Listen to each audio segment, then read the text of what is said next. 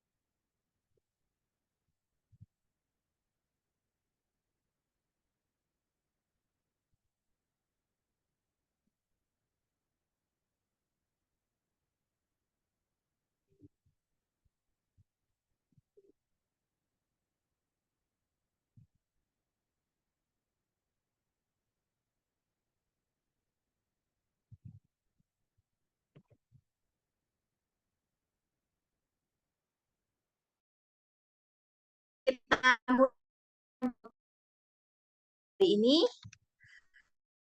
kita sudah hampir sebagian besar hadir di kelas online ini. Mungkin masih ada 2-3 anak yang belum hadir, itu nanti biar menyusul saja. Jadi kita mulai saja untuk pertemuan kita pada pagi hari ini untuk kelas Sosiologi Pariwisata. Apakah suara saya sudah bisa didengar dengan jelas? Sudah, Bu. Sudah, Bu. Sudah jelas. Sudah, Bu. Oke, kalau sudah kita lanjuti. Kita ini masuk ke pertemuan ketiga, betul? Betul. Betul. Ya, di pertemuan ketiga ini kita akan membahas salah satu objek di dalam pariwisata, satu pelaku di dalam kegiatan pariwisata, yaitu wisatawan. Nah, jadi pada pagi hari ini di pertemuan kita yang ketiga atau materi yang kedua, kita akan membahas tentang wisatawan. Tetapi yang mungkin perlu saya jelaskan sebelumnya adalah bahwa pembahasan mengenai wisatawan di kelas sosiologi pariwisata ini tidak akan membahas tentang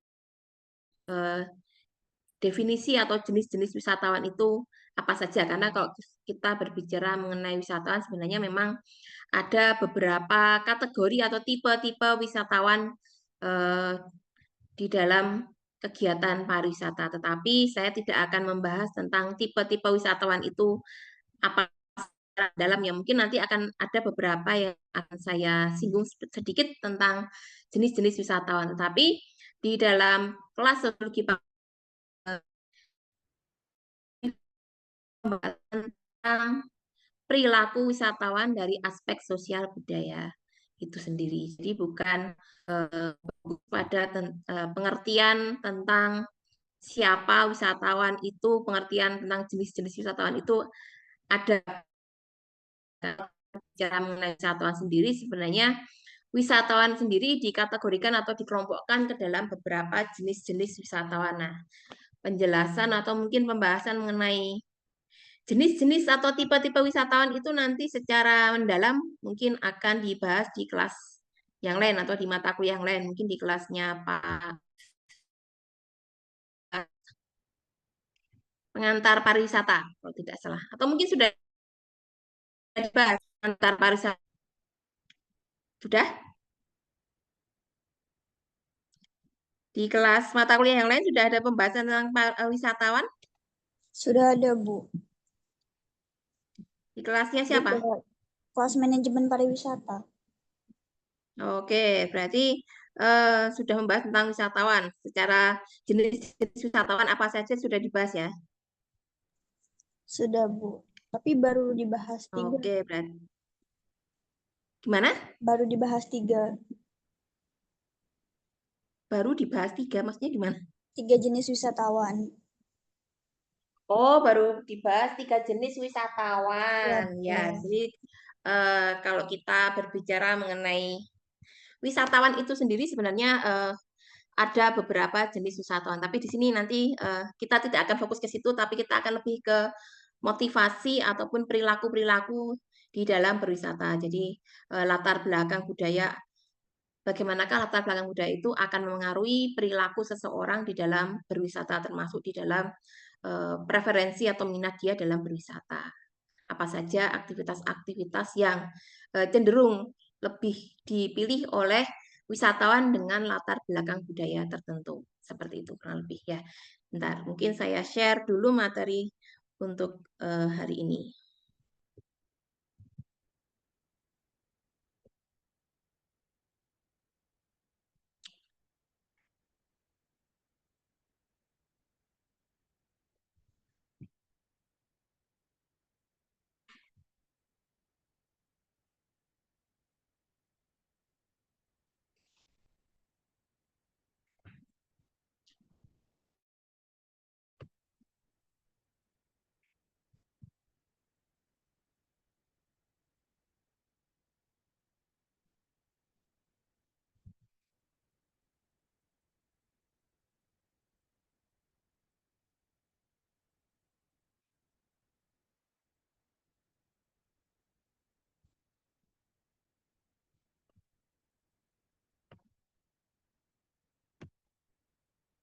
Oke, sudah bisa dilihat materi yang saya share di layar kalian masing-masing? Sudah bisa, Bu. Udah, Bu. Oke, baik. Udah, Kita Bu. lanjutkan ya. Ya, jadi pada pagi hari ini kita akan membahas tentang wisatawan, siapa wisatawan, terutama berkaitan dengan perilaku wisatawan dari aspek sosio-budaya, karena kelas sosiologi pariwisata itu memang salah satu kajiannya adalah berkaitan dengan aspek sosial budaya dan interaksi sosial yang terjadi di dalam aktivitas wisata itu sendiri, baik itu yang dilakukan oleh wisatawan maupun antara wisatawan dengan masyarakat lokal. Nah, jadi pada pagi hari ini kita akan membahas tentang perilaku wisatawan di dalam berwisata dilihat dari sudut pandang aspek sosial budaya. Karena kalau kita berbicara mengenai wisatawan atau profil wisatawan itu memiliki latar belakang yang berbeda-beda atau berasal dari berbagai latar belakang budaya yang bermacam-macam. Karena secara geografis itu wisatawan itu bisa berasal dari mana saja di seluruh dunia, yaitu wisatawan domestik, wisatawan mancanegara. Kalau secara garis besar, secara sederhananya di Indonesia kita mengenal ada wisatawan domestik, ada wisatawan mancanegara. Wisatawan domestik adalah sebutan untuk wisatawan yang berasal dari dalam negeri itu sendiri. Kalau wisatawan mancanegara adalah wisatawan yang berasal dari luar negeri. Nah, selain itu, wisatawan itu juga berasal dari berbagai negara-negara yang mungkin memiliki latar belakang dan kebiasaan-kebiasaan yang berbeda dengan kebudayaan kita, sehingga itu pun juga akan berpengaruh terhadap aktivitas atau perilaku mereka di dalam berwisata itu sendiri. Nah, dari maka kita akan membahas mengenai perilaku wisatawan dari aspek sosial budaya itu seperti apa. Nah, kalau kita ngomongin perilaku atau kita berbicara mengenai perilaku, perilaku sendiri itu bisa bermacam-macam. Salah satu perilaku itu berkaitan dengan kebiasaan, eh, preferensi berwisata, aktivitas-aktivitas yang disukai oleh wisatawan, pengambilan keputusan, motivasi dalam berwisata. Motivasi dalam berwisata itu adalah faktor yang memengaruhi seseorang untuk melakukan perjalanan wisata. Nah, di dalam motivasi berwisata itu sendiri juga terbagi ke dalam berbagai jenis motivasi dalam berwisata. Itu nanti kita akan bahas di depan. Nah, sebelum kita membahas itu, kita masuk ke yang paling dasar dulu, karena hari ini kita membahas tentang wisatawan. Nah, mungkin saya mau menanyakan kepada kalian, kan ternyata kalian juga sudah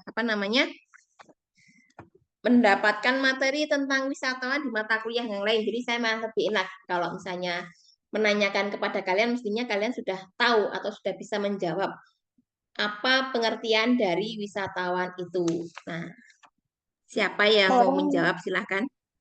Ada yang mau Saya, Bu. menjawab? Ya, silakan. Wisatawan adalah orang yang berkunjung ke suatu tempat wisata yang bukan daerah di mana dia biasa beraktivitas. Oke, wisatawan adalah orang yang mengunjungi satu daerah yang bukan daerah asalnya untuk melakukan aktivitas. Ada yang punya pendapat yang lain? Itu betul juga bisa pada definisi tentang wisatawan seperti itu. Mungkin ada yang punya pendapat yang lain tentang pengertian dari wisatawan itu. Kelas B, siapa ya? Atau mungkin saya pengen dengar suaranya. Kelas B, kelas B. Yang laki-laki. Farel. Farel Ismanto Putro. Hadir tidak hari ini? Farel?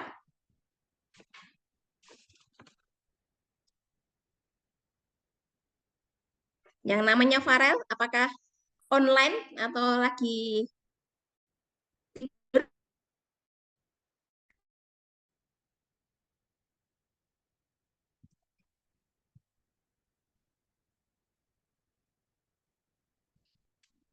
Ya, ini.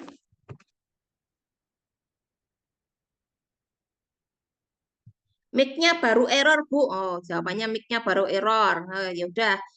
Kalau mic-nya baru error, bisa kamu ketik di chatnya, di ruang chat ini, Farah. Coba kamu ketikan, itu apa pendapat kamu tentang wisatawan kalau mic-nya error.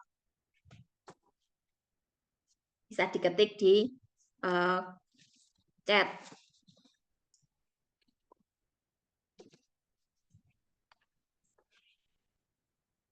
Nah, ini sambil nunggu si Farah ngetik. Mungkin saya mau dengar suaranya. Atau ada yang mau menyampaikan pendapat? Kalau nggak ada, siapa ya? Dwina Ramadanti. Nah, ini Dwina Ramadanti, mic-nya error apa enggak? Ayo, Dwina Ramadanti. Apa yang kamu ketahui tentang wisatawan? Gimana suara saya? Gimana, Dwina? Gimana? Ya, Oh, kayak ini kan saya lagi di terpusat. Jadi kan ada bisik-bisik. Kalau menurut saya, sesuai Undang-Undang Nomor 10 Tahun 2009, wisatawan itu orang yang melakukan.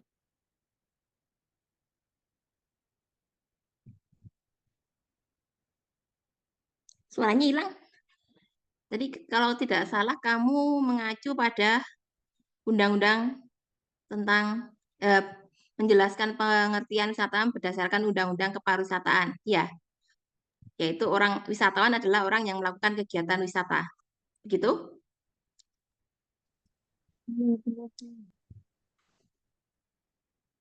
Apakah seperti itu, Dwina? Iya, benar, Bu. Ya. Ya, jadi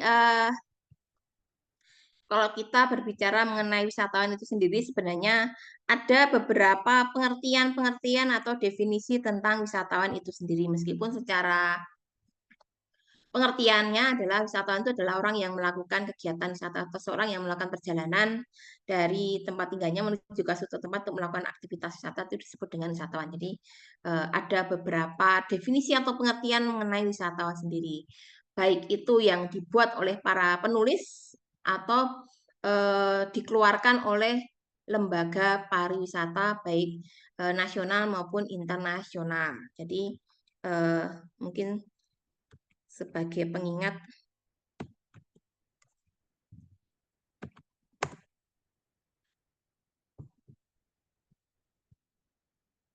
Nah, ini si Farah sudah mengetikkan jawabannya. Wisatawan adalah orang yang melakukan kegiatan wisata atau perjalanan ke suatu tempat dengan tujuan pengembangan diri dan rekreasi. Ya, itu adalah pengertian dari wisatawan. Oke. Nah, jadi kalau kita berbicara mengenai wisatawan itu sendiri, ada beberapa definisi tentang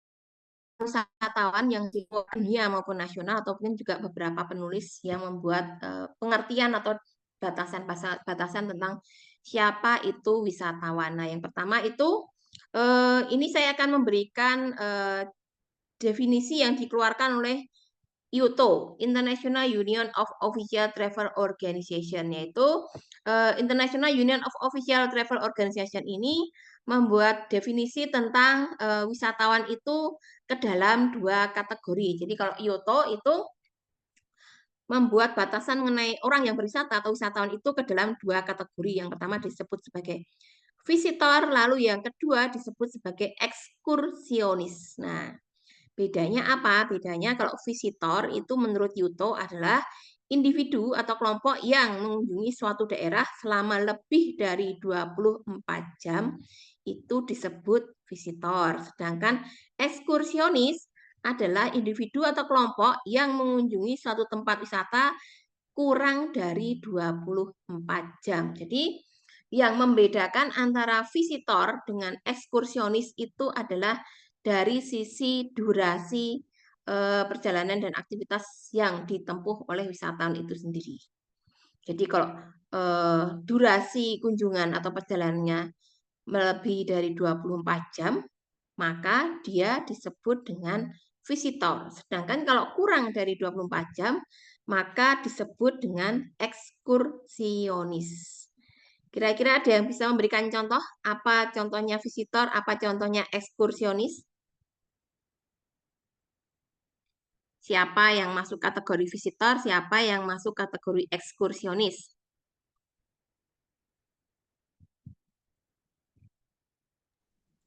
Aku mau izin, Bu. Silahkan. Mau jawab. Kalau visitor itu contohnya kayak wisatawan yang dia ngambil paket wisata 3 hari 2 malam biasanya. Kan dia menginap pasti di tempat itu dan itu lebih dari 24 jam. Kalau ekskursionis itu biasanya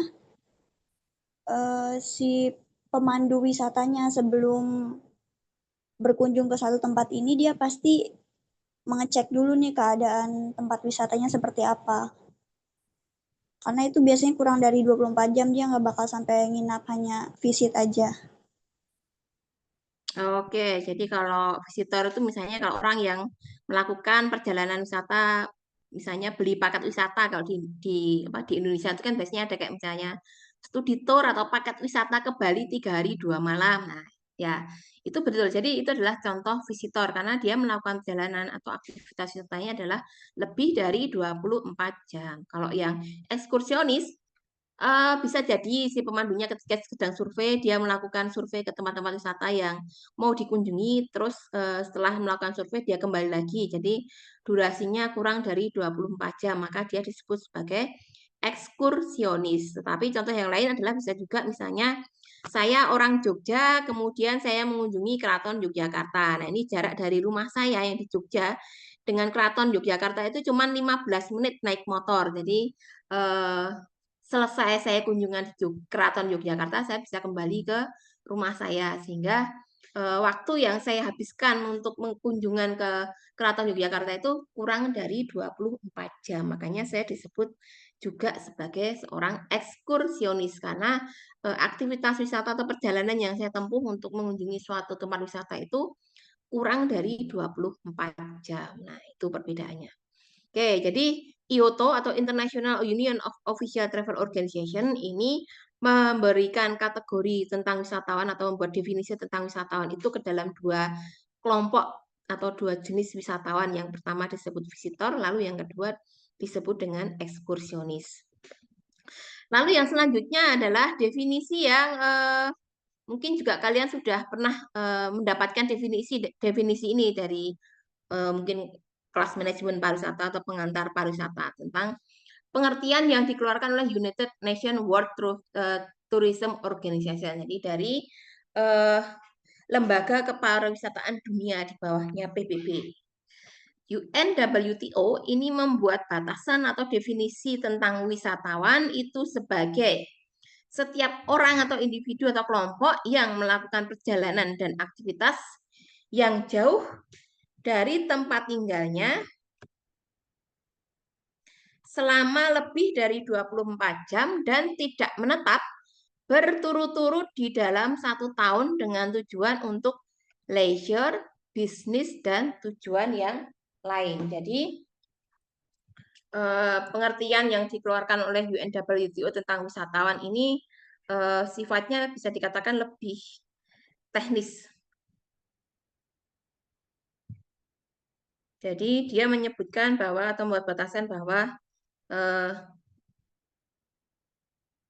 yang dimaksud dengan wisatawan itu adalah seorang itu melakukan perjalanan selama lebih dari 24 jam tetapi tidak untuk menetap, tidak berturut-turut di dalam 1 tahun dengan tujuan untuk leisure, bisnis, ataupun dengan tujuan yang lain. Nah, itu adalah pengertian dari wisatawan menurut UNWTO. Kemudian yang berikutnya ini mungkin juga kalian sudah pernah mendapatkan definisi ini dari mata kuliah yang lain, yaitu pengertian wisatawan menurut Undang-Undang Nomor 10 Tahun 2009. Tadi kalau nggak salah Dwina tadi juga menyebutkan ya. Undang-Undang Nomor 10 Tahun 2009 adalah undang-undang tentang kepariwisataan nasional. Ini kalian sebagai mahasiswa bisnis perjalanan wisata harus hafal ini. Jangan sampai keliru. Undang-Undang Nomor 10 Tahun 2009 tentang kepariwisataan nasional. Jangan sampai kebalik. Jadi Undang-Undang Nomor 9 Tahun 2010. Nah, itu beda lagi isinya. Jadi kalau tentang pariwisata itu adalah Undang-Undang Nomor 10 Tahun 2009 yang menyebutkan bahwa wisatawan adalah orang yang melakukan wisata. Jadi kalau kita perhatikan pengertian yang dibuat oleh Undang-Undang Nomor 10 Tahun 2009 ini sebenarnya yang paling sederhana. Yang paling sederhana, paling singkat, dan paling mudah diingat dibandingkan definisi-definisi dari misalnya dari UNWTO maupun dari IOTO atau mungkin juga dari beberapa penulis yang lain yang mungkin juga kalian sudah mendapatkan di kelas yang lain. Jadi pengertian tentang wisatawan ini kalau menurut Undang-Undang Nomor 10 Tahun 2009 lebih mudah diingat saya rasa karena pengertiannya cuma singkat, orang yang melakukan wisata itu adalah wisatawan. Jadi kalian kok apa namanya mau mengingat-ingat tentang definisi wisata dan kalian bisa mengacu dari pengertian yang diambil dari Undang-Undang Nomor 10 Tahun 2009 ini. Singkat, padat, jelas. Wisatawan adalah orang yang melakukan wisata. Nah, itu adalah beberapa definisi tentang wisatawan. Nah, dari beberapa definisi di atas, baik itu dari IOTO, dari Undang-Undang Nomor tentang pariwisata tadi, kemudian dari UNWTO, maka kita bisa menyimpulkan atau bisa menemukan bahwa wisatawan itu memiliki ciri pokok utama atau ciri pokok utama dari wisatawan itu ada 3. Yang pertama, identik dengan travel atau perjalanan, melakukan perjalanan, ya kan? Ini sesuai dengan definisi-definisi yang tadi dikeluarkan baik oleh UNWTO maupun IOTO tadi ya. Melakukan perjalanan. Jadi kalau kita kembali ke pengertiannya tadi, menyebutkan ada orang yang melakukan perjalanan, yang mengunjungi suatu daerah, ini juga sama identik dengan travel atau melakukan perjalanan. Jadi, ciri pokok wisatawan yang pertama itu adalah identik dengan yang namanya perjalanan atau traveling. Lalu yang kedua, ciri pokok wisatawan yang kedua itu adalah tinggal sementara. Jadi yang namanya wisatawan itu mereka melakukan kunjungan dan aktivitas itu bukan secara permanen, tetapi secara sementara saja, tidak untuk menetap. Nah, ini kalau kita kembali ke definisinya UNWTO nih. Nah, juga menyebutkan ada kata-kata tidak menetap. Nah, ini tidak menetap. Nah, perjalanan tidak menetap. Nah, sama kan? Jadi ciri-ciri utama dari seorang wisatawan itu melakukan perjalanan, kemudian tinggal sementara, tidak menetap. Lalu yang ketiga ini tidak mencari nafkah. Nah, ciri yang ketiga dari wisatawan adalah tidak mencari nafkah atau tidak sedang bekerja. Itu adalah ciri-ciri utama atau ciri-ciri pokok dari wisatawan. Nah, pertanyaannya, kalau kita kembali lagi nih ke definisi atau pengertian dari wisatawan menurut UNWTO. Nah, kita baca kembali pengertian dari UNWTO tentang wisatawan. Di sini disebutkan bahwa pengertian atau wisatawan adalah orang yang melakukan perjalanan dan aktivitas yang jauh dari tempat tinggalnya selama lebih dari 24 jam dan tidak menetap berturut-turut dalam 1 tahun dengan tujuan untuk leisure, bisnis, dan tujuan yang lain. Di sini disebutkan ada kata-kata bisnis. Nah, menyebutkan tujuannya adalah untuk selain leisure dan tujuan lain, ini menyebutkan ada kata-kata bisnis. Tetapi di sini, di ciri-ciri pokok wisatawan, poin yang ketiga, tidak mencari nafkah. Kira-kira ada yang tahu maksudnya apa? Kenapa di sini menyebutkan adalah tidak mencari nafkah. Tapi kalau kembali ke definisi tadi, pengertian wisata menurut UNWTO itu orang melakukan perjalanan itu tujuannya adalah selain leisure itu ada menyebutkan untuk bisnis. Nah, kira-kira ada yang paham atau maksud dari poin ketiga ini apa? Ada yang tahu kira-kira? Kok disebutkan di sini tidak mencari nafkah? Padahal kalau menurut pengertian dari UNWTO, seseorang yang melakukan perjalanan dengan tujuan untuk leisure, bisnis, dan tujuan yang lain. Ini kenapa di sini menyebutkan tujuannya adalah untuk bisnis, tapi di poin yang ketiga mengenai ciri pokok wisatawan justru menyebutkan bahwa wisatawan itu tidak mencari nafkah. Nah, mencari nafkah itu berkaitan dengan menjalankan bisnis juga sebenarnya. Orang menjalankan bisnis itu kan bagian dari mencari nafkah. Nah, kira-kira ada yang bisa menjelaskan maksudnya apa poin ketiga ini? Kenapa di poin ketiga ini disebutkan tidak mencari nafkah? Padahal kalau di definisinya UNWTO, salah satu tujuan orang melakukan perjalanan wisata atau disebut wisatawan kalau dia, ya silakan Putri, Brilian Putri Lestari. Ya mungkin kalau yang dari pernah saya pelajari kan di jenis-jenis wisatawan juga ada bisnis turis. Di sini pengertiannya itu adalah orang yang mengadakan perjalanan untuk tujuan lain, bukan wisata, melainkan perjalanan wisata itu dilakukan setelah tujuan utamanya selesai. Nah, maksud dari tidak mencari nafkah ini adalah perjalanan wisata yang dia lakukan itu setelah dia menyelesaikan bisnis atau urusannya. Jadi baru bisa disebut wisatawan ketika dia setelah menyelesaikan bisnisnya lalu dia berwisata baru bisa disebut wisatawan. Nah, berdasarkan pengertian dari UNWTO itu masih termasuk wisatawan, namun nanti setelah bisnisnya selesai. Sekian Bu mungkin. Oke, terima kasih. Ada yang punya pendapat yang lain?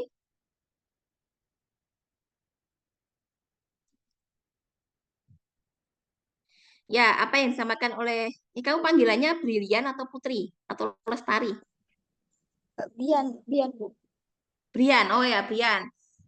Apa yang disampaikan oleh Brian tadi hampir benar ya, hampir benar. Jadi sudah mendekati benar yang dimaksud. Kenapa di sini disebutkan ciri pokok wisatawan itu tidak mencari nafkah, sedangkan di pengertian dari UNWTO tadi menyebutkan orang melakukan perjalanan wisata tujuannya adalah salah satunya untuk bisnis. Jadi yang dimaksud dengan tidak mencari nafkah di poin ketiga ini adalah tidak mencari nafkah secara permanen. Maksudnya adalah jadi orang itu melakukan perjalanan ke suatu tempat selama lebih dari 24 jam. Kalau di pengertiannya ini tadi kembali ke, nah ini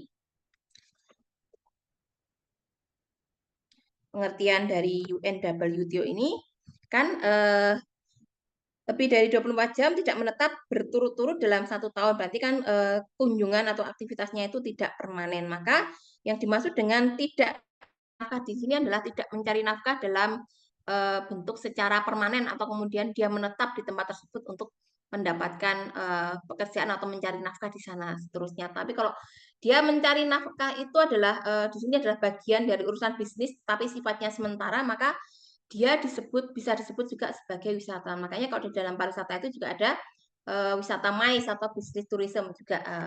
Jadi memang kalau sifatnya sementara, misalnya contohnya saya orang Jogja, saya punya bisnis, kemudian suatu saat saya melakukan perjalanan ke Singapura selama 3 hari 2 malam untuk bertemu dengan klien saya, untuk menjalin kerjasama dengan beberapa klien di Singapura.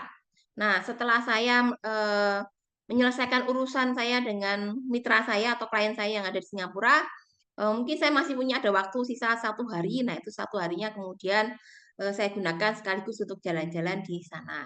Kemudian setelah itu saya baru kembali lagi ke Jogja. Nah, itu maksud dari yang poin ketiga ini atau maksud dari definisi dari UNWTO di atas tadi. Jadi tujuannya adalah untuk bisnis. Nah, ini bisnis dalam hal ini adalah bisnis yang sifatnya bukan permanen atau tetap, tetapi yang sifatnya sementara, karena dia akhirnya akan kembali lagi ke daerah asalnya ketika urusan bisnisnya sudah selesai. Nah, biasanya ketika dia melakukan perjalanan itu selain berkaitan dengan urusan bisnis, biasanya juga dia akan sekaligus melakukan kegiatan jalan-jalan sambil menikmati situasi di destinasi yang dia kunjungi. Jadi penjelasannya kurang lebih seperti itu. Atau misalnya saya sebagai dosen UGM, kemudian saya mendapat undangan untuk mengikuti konferensi internasional di Tokyo, Jepang. Nah, selama 2 hari. Nah, kemudian saya melakukan perjalanan ke Tokyo, saya melakukan presentasi di sana. Nah, di sela-sela saya melakukan presentasi itu mungkin saya menyempatkan waktu untuk kemudian, karena masih ada biasanya ada waktu yang kosong, itu saya manfaatkan untuk berjalan-jalan di sekitar kawasan Tokyo ketika acaranya sudah selesai. Nah, itu saya juga bisa disebut sebagai seorang wisatawan. Dimaksud dengan pengertian dari UNWTO tadi itu kurang lebih seperti itu. Jadi orang melakukan perjalanan lebih dari 24 jam tidak menetap selama berturut-turut dalam 1 tahun. Nah, tujuannya bisa untuk leisure, untuk bisnis, ataupun untuk tujuan yang lain. Nah, itu yang dimaksud dengan poin yang ketiga. Tidak mencari nafkah di sini dalam artian adalah tidak mencari nafkah secara permanen. Tapi kalau sifatnya sementara, itu masih bisa disebut sebagai wisatawan. Karena sifatnya sementara dan dia kembali lagi ke daerah asalnya setelah urusannya selesai. Seperti itu. Ya, jadi itu adalah ciri-ciri pokok atau ciri-ciri utama dari seorang wisatawan. Melakukan perjalanan, tinggal sementara karena tidak menetap, kemudian tidak mencari nafkah secara permanen maksudnya, seperti itu. Nah, kalau kita berbicara mengenai wisatawan itu sendiri, nah di dalam sosiologi pariwisata, salah satu kajian di dalam sosiologi pariwisata itu adalah terkait dengan perilaku wisatawan. Nah, di sini kita akan membahas tentang perilaku wisatawan. Nah, perilaku wisatawan itu apa sih? Perilaku wisatawan ini adalah suatu serangkaian tindakan yang dilakukan oleh baik individu maupun kelompok ketika mereka sedang merencanakan, melakukan, dan mengevaluasi perjalanan wisata mereka yang meliputi berbagai aspek mulai dari pemilihan destinasi, pemilihan moda transportasi, hingga pengalaman selama berwisata. Jadi perilaku wisatawan ini mencakup 3 tahapan di dalam berwisata, yaitu pra-perjalanan, on-site, dan pasca perjalanan. Jadi ketika seorang wisatawan ini sudah mulai merencanakan suatu kegiatan perjalanan wisata, maka perilaku-perilakunya itu biasanya meliputi ketika atau perilaku-perilaku terkait dengan kegiatan perencanaan di pra-perjalanan, on-site, ketika sedang berada di tempat wisata atau destinasi yang dikunjungi, kemudian pasca perjalanan setelah dia atau sekembalinya dia melakukan kegiatan wisata itu seperti apa. Ada beberapa perilaku-perilaku yang ditunjukkan oleh wisatawan di mana perilaku-perilaku tersebut dipengaruhi oleh berbagai faktor, baik itu faktor internal maupun faktor eksternal yang akan membentuk perilaku-perilaku di dalam berwisata itu sendiri. Mulai dari mungkin dari cara mengumpulkan informasi, pilihan-pilihan atau preferensi tempat-tempat wisata yang ingin dikunjungi atau minat dia terhadap kegiatan wisata apa yang dicari, kemudian pengalaman apa yang diinginkan, apa sajakah yang menjadi kebutuhan-kebutuhan selama melakukan kegiatan perjalanan tersebut dan sebagainya. Jadi itu adalah perilaku-perilaku wisatawan atau perilaku-perilaku di dalam berwisata. Nah, kenapa kita perlu memahami atau mempelajari tentang perilaku wisatawan itu sendiri? Ada beberapa alasan kenapa di dalam sosiologi pariwisata itu kita mengkaji tentang perilaku-perilaku wisatawan.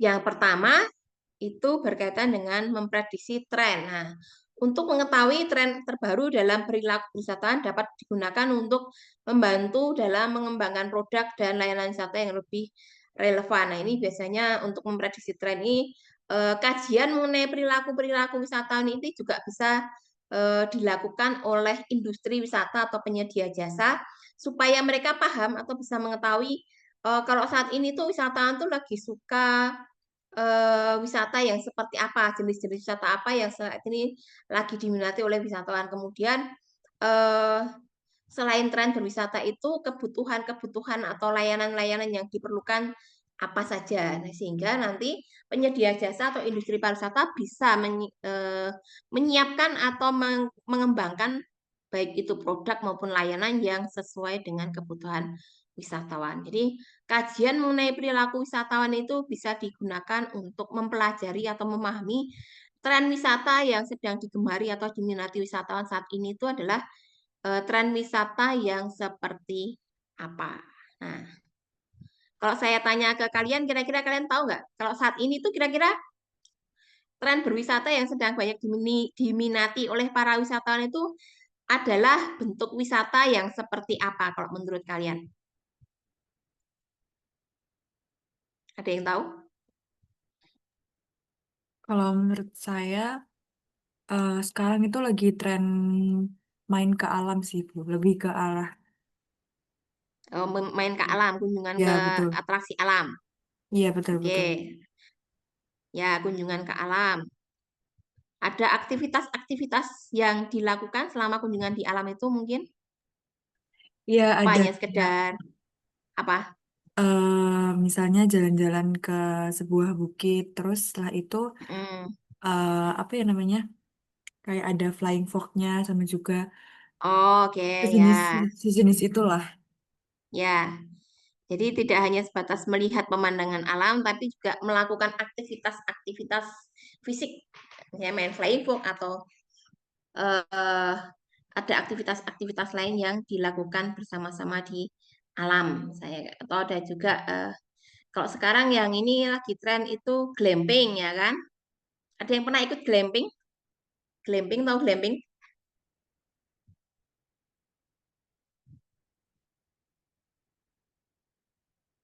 Ada yang pernah ikut glamping? Belum pernah? Saya Ya, sekarang pernah kan ikut. kalau sekarang itu mungkin contohnya kayak glamping, terus ada lagi kalau di Jogja itu juga ada yang eh,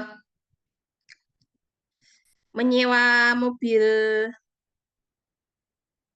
mobil apa ya, mobil karavan ya namanya mobil karavan yang sudah dimodifikasi jadi mobilnya itu nanti sekaligus bisa digunakan sebagai kayak semacam tenda untuk menginap untuk tidur si wisatawannya itu jadi nanti eh, nyewa mobilnya itu nanti paketnya itu kunjungan ke suatu tempat kemudian nanti bermalam di situ nah menginapnya di mobil itu nah itu salah satu tren yang saat ini mulai banyak diminati oleh wisatawan ya berkaitan dengan wisata alam atau mungkin mendaki gunung ya kan mendaki Gunung Rinjani itu bisa jadi itu juga menjadi salah satu tren yang saat ini banyak disukai oleh wisatawan mendaki gunung. Nah, tren itu selalu berubah-ubah. Nah, selain alam, mungkin juga ada tren-tren wisata yang lain yang selalu berubah, selalu berkembang karena pariwisata itu selalu bersifat dinamis. Nah, memprediksi tren eh, kira-kira saat ini tuh wisatawan lebih menyukai aktivitas wisata yang seperti apa. Nah, saya tadi contohnya ke alam atau mungkin juga ada lagi eh, tren berwisata dengan cara berburu mencari tempat-tempat hidden gem. Nah, mencari tempat-tempat hidden gem di suatu kota, entah itu tempat wisata atau mungkin juga bisa berupa kuliner-kuliner yang mungkin belum banyak orang tahu. Nah, itu juga salah satu tren berwisata saat ini yang juga mulai banyak digemari oleh wisatawan. Kemudian ada lagi itu insta tourism. Nah, jadi berwisata sekaligus bikin konten, mencari tempat-tempat wisata yang dianggap memiliki tempat-tempat yang estetik untuk berfoto atau bersuah foto, sehingga nanti bisa wisatawan yang datang ke sana itu bisa sekaligus bikin konten di tempat tersebut. Nah, Insta-tourism. Kemudian mengapa kita perlu mempelajari tentang perilaku wisatawan? Nah, yang kedua itu selain memahami tentang apa yang menjadi tren wisata saat ini, yang kedua adalah meningkatkan kepuasan wisatawan, karena dengan memahami kebutuhan dan harapan wisatawan, kita dapat menciptakan pengalaman wisata yang lebih memberikan kepuasan.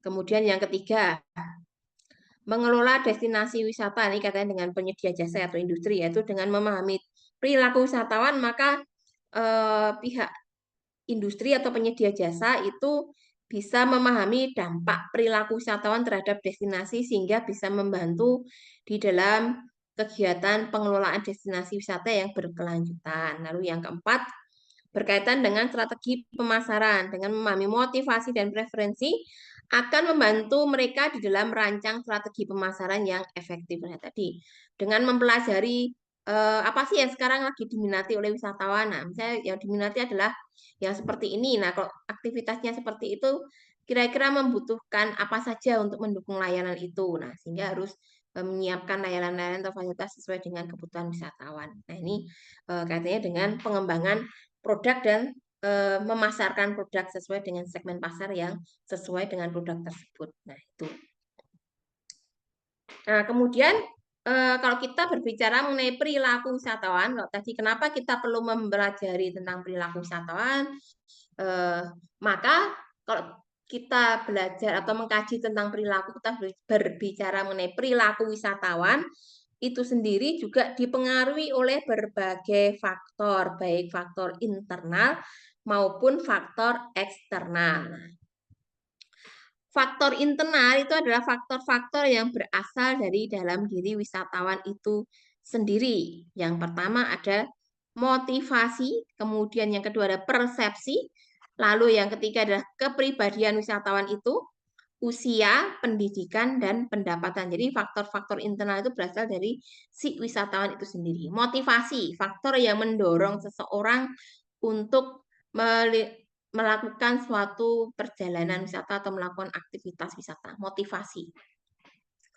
Perilaku berwisata itu tidak terlepas dari yang namanya motivasi. Makanya di dalam pariwisata itu sendiri, kajian mengenai perilaku wisatawan itu biasanya juga mempelajari tentang motivasi-motivasi di dalam berwisata. Nah, itu nanti akan kita bahas lebih lanjut setelah materi ini.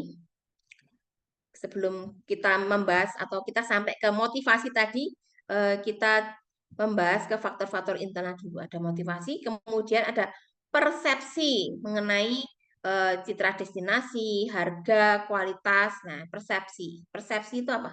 Opini, anggapan, ya kan? Sudut pandang. Nah, itu adalah persepsi. Bagaimanakah point of view mengenai citra dari suatu destinasi wisata tersebut, atau harganya mahal atau murah, kualitasnya seperti apa. Nah, itu akan menciptakan persepsi-persepsi tersendiri bagi wisatawan. Lalu yang ketiga, faktor-faktor yang mempengaruhi perilaku wisatawan adalah namanya kepribadian wisatawan. Nah, apakah dia seorang yang senang petualangan, santai? Nah, mungkin tadi ada yang menyebutkan bahwa di kelas manajemen pariwisata ya sudah membahas mengenai tipe wisatawan ada 3 itu apa saja? Masih ingat nggak? Nah, tipe-tipe itu sebenarnya juga berkaitan dengan kepribadian wisatawan. Apa itu? Ada Yang masih ingat? wisatawan domestik, mancanegara, satu lagi ada wisatawan yang bisnis kalau nggak salah. Oh, itu. Oke. Iya. Itu golongan-golongan wisatawan.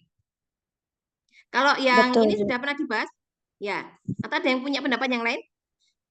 Kalian pernah membahas atau mungkin di kelas lain, di mata kuliah yang lain pernah disampaikan tipologi wisatawan menurut Stanley Plock. Ada 3. Namanya yang pertama alosentris, psikosentris, dan midsentris. Pernah? Mungkin di kelas yang lain pernah membahas ini, dosen yang lain? Belum pernah, Bu. Oh, belum pernah.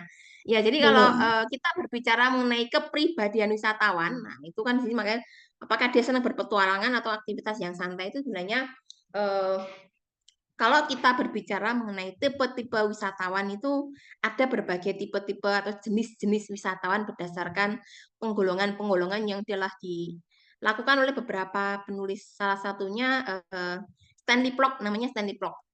Itu ini sebenarnya teorinya sudah cukup lama. Jadi Stanley Plock ini dia mengkategorikan atau membuat tipologi mengenai wisatawan itu ke dalam 3 kategori. Yang pertama disebut sebagai wisatawan alosentris, lalu yang kedua disebut sebagai wisatawan psikosentris, dan yang ketiga disebut sebagai wisatawan midsentris.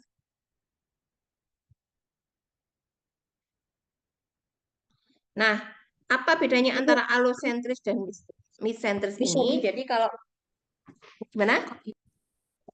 Bisa Nah, diulangi kalau tadi yang apa aja, Bu? Tipologi wisatawan menurut Stanley Plock itu ada 3. Yang pertama disebut sebagai wisatawan alosentris. Alosentris ini adalah tipe wisatawan yang berorientasi pada pengalaman yang bermakna. Jadi pengalaman dan petualangan. Jadi orientasi dia berwisata itu adalah mencari petualangan, berpetualangan ke tempat-tempat yang mungkin belum banyak dikenal orang. Jadi dalam hal ini dia tidak mempersoalkan masalah fasilitas dan layanan yang masih minimal. Jadi bagi dia dengan bisa melakukan kunjungan-kunjungan atau bisa mengunjungi tempat-tempat yang mungkin masih belum banyak orang tahu, masih memiliki fasilitas yang masih minimal, itu akan memberikan kepuasan tersendiri. Jadi namanya alosentris.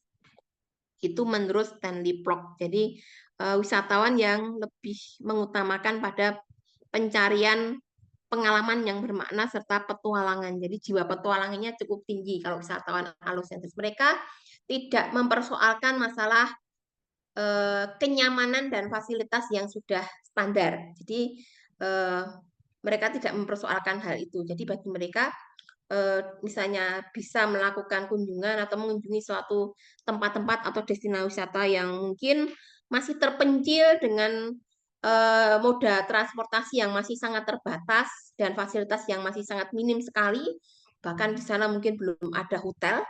Nah, itu justru sesuatu yang dicari oleh wisatawan alosentris karena dia lebih berfokus atau orientasinya adalah ke petualangan dan mendapatkan pengalaman yang bermakna tadi. Itu wisatawan alosentris. Lalu yang kedua ada namanya psikosentris. Nah, kalau psikosentris itu adalah tipikal wisatawan atau golongan wisatawan yang mengutamakan pada aspek kenyamanan, keamanan, dan fasilitas layanan yang sudah standar. Ciri-ciri wisatawan psikosentris ini biasanya adalah mereka cenderung atau lebih menyukai melakukan kunjungan-kunjungan ke tempat-tempat wisata yang sudah populer dan memiliki fasilitas layanan yang sudah standar. Misalnya ke Candi Borobudur, ke Keraton, ke Saloka, ke Taman Mini, ke Dufan. Jadi ke tempat-tempat yang sudah banyak dikenal luas dan sudah memiliki layanan yang sudah standar.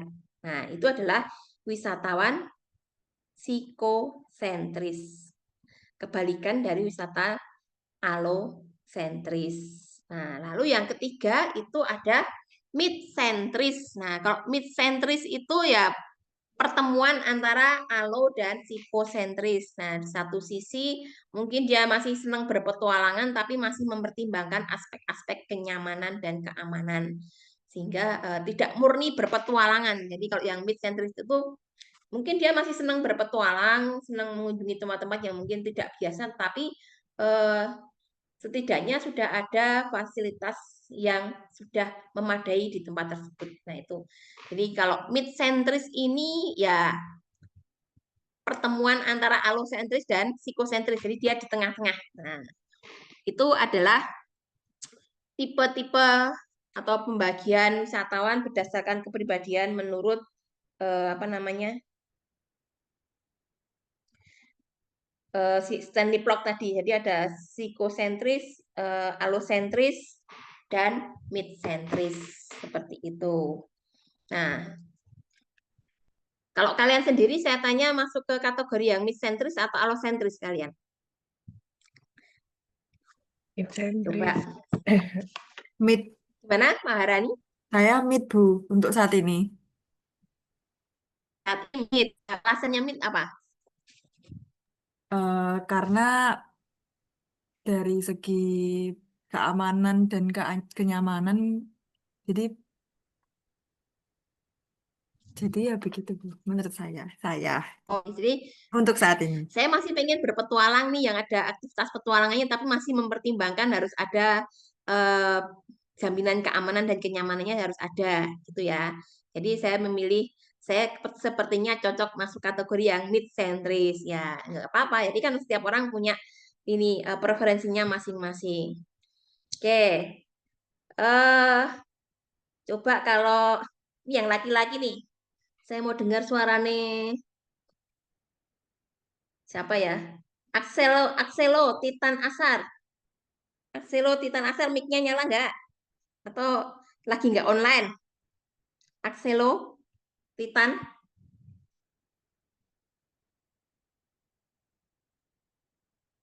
Lagi tidur? Tidak ada respon. Ya, mungkin sambil tidur atau sambil main Mobile Legends.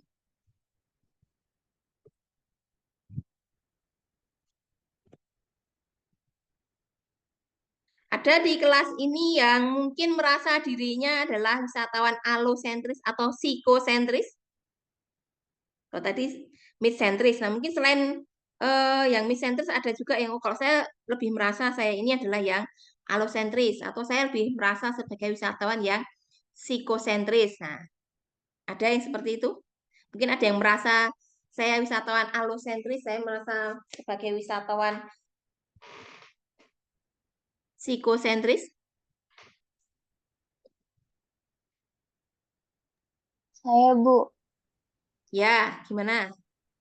kalau saya mungkin lebih ke psikosentris karena kalau alosentris kan tadi berpetualang gitu ya, Bu. Mm-mm.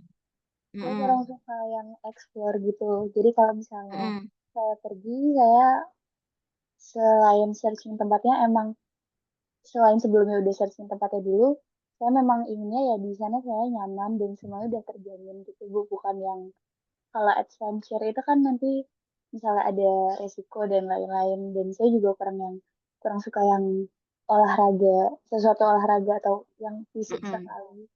Jadi mungkin kalau saya pribadi lebih ke psikosentris. Oke, ya karena kamu nggak terlalu suka yang aktivitas-aktivitas yang mungkin terlalu petualangan banget, yang terlalu ekstrim, maunya yang santai-santai aja, yang ringan-ringan saja. Jadi saya Iya, lebih memilih yang psikosentris ya. Ya, jadi memang iya. setiap orang itu memiliki preferensi dalam berwisata yang berbeda-beda. Dan itu juga merupakan salah satu faktor internal yang akan kemudian akan membentuk perilaku di dalam berwisata. Nah, makanya tadi Stanley Vlog tadi membuat kategori tentang wisatawan itu ke dalam 3 kategori. Ada alosentris, ada psikosentris, nah kemudian ada lagi midsentris tadi. Nah, sebenarnya selain Stanley Vlog itu juga ada beberapa penulis yang lain itu kayak misalnya si eh, Cohen itu menyebut membagi beberapa wisatawan ke dalam beberapa tipe. Ada drifter, ada organized mass tourist. Nah, ini drifter ini hampir sama pengertiannya dengan wisatawan alosentris, orang yang senang melakukan kunjungan atau aktivitas wisata ke tempat yang terpencil, yang jauh, yang mungkin belum memiliki fasilitas layanan yang standar, tapi yang dicari adalah petualangan dan pengalaman yang bermakna. Drifter. Dan biasanya kalau dalam drift, salah satu ciri-ciri drifter ini adalah mereka cenderung menyukai kunjungan-kunjungan ke tempat-tempat yang sangat jauh dan masih terpencil nih kalau menurut Cohen. Kemudian ada lagi kalau Cohen itu ada lagi organized mass tourist. Nah, kalau organized mass tourist itu sebenarnya sama dengan yang psikosentris tadi kalau menurut si Stanley Block. Jadi adalah tipikal wisatawan yang orientasinya lebih kepada kenyamanan dan layanan yang standar dan mengunjungi tempat-tempat wisata yang sudah populer. Nah, biasanya mereka lebih menyukai perjalanan wisata yang dilakukan dengan disediakan oleh Biro Perjalanan Wisata, membeli paket wisata dari Biro Perjalanan Wisata. Jadi tinggal bayar berangkat, nah jalan-jalan. Semuanya sudah diatur oleh Biro Perjalanan Wisata. Yang golongan-golongan orang yang nggak mau repot, nah organized mass turis. Organized mass turis ini kalau di Indonesia masih cukup mendominasi ya bentuk-bentuk wisata. Jadi kebanyakan wisatawan di Indonesia saat ini kan lebih banyak didominasi oleh yang organized mass turis. Salah satu ciri-ciri organized mass turis adalah berwisata beramai-ramai naik bis atau naik elf. Nah, biasanya pakai jasa Biro Perjalanan Wisata, akan didampingi seorang tour leader atau tour guide selama perjalanan dan aktivitas wisata mereka. Nah, itu. Kemudian ada lagi juga kalau kita nanti berbicara mengenai jenis-jenis wisatawan, itu nanti ada Wanderlust, Sunlust. Nah, Wanderlust itu hampir sama dengan alosentris. Kalau Sunlust itu ya dia tujuan berwisata adalah hanya sebatas untuk bersenang-senang. Itu nanti tidak akan saya bahas lebih lanjut. Sepertinya nanti akan dibahas di kelas pengantar ilmu pariwisata atau mungkin di manajemen pariwisata ya, mengenai jenis-jenis wisatawan. Nah, jadi itu kepribadian wisatawan tadi. Kemudian usia, pendidikan, pendapatan itu juga akan memengaruhi dalam pilihan-pilihan dalam berwisata. Pendapatan, apakah dia sudah bekerja, apakah usianya usia masih muda atau sudah dewasa. Nah, kemudian ada faktor eksternal. Faktor eksternal itu berasal atau dipengaruhi oleh lingkungan sosial terdekat dari si wisatawan itu, baik berupa teman, keluarga, atau mungkin juga melihat postingan di media sosial. Kalau saat ini memang kebanyakan orang itu kalau mencari referensi tempat wisata taunya dari media sosial, mencari taunya dari media sosial. Kemudian juga ada faktor budaya, ekonomi, dan politik. Nah, itu adalah faktor-faktor yang kemudian akan membentuk atau memengaruhi perilaku di dalam berwisata. Ada internal dan eksternal. Nah, selain faktor internal dan eksternal, di dalam salah satu faktor yang memengaruhi atau membentuk perilaku seseorang di dalam berwisata itu adalah yang disebut dengan motivasi.